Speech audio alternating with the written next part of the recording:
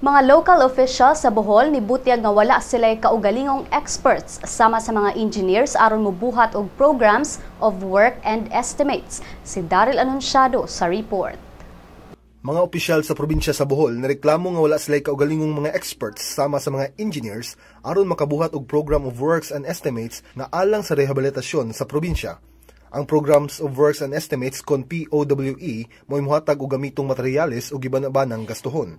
Base sa procurement manual sa mga local government units, ang POWE mo'y usa sa mga dokumentong kinahanglan ipreparar sa dili pa mapahigayon og public bidding ug implementasyon sa mga proyekto. Kagahapon nasayra ni DILG Secretary Mar Rojas gikan sa Provincial Disaster Risk Reduction and Management Council sa Tagbilaran City nga dunay 14 ka mga proyekto ang nakompleto sa Programs of Works and Estimates.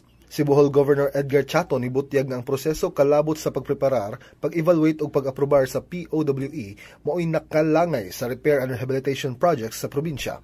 Tungod niini si Rojas ning mando sa DPWH Central Visayas nga mohire og 20 ka mga engineers aron sa pag-assist sa DILG. Si Rojas naglaom nga makompleto sa mga LGUs ang ilang POWE sa Disyembre ning tuiga.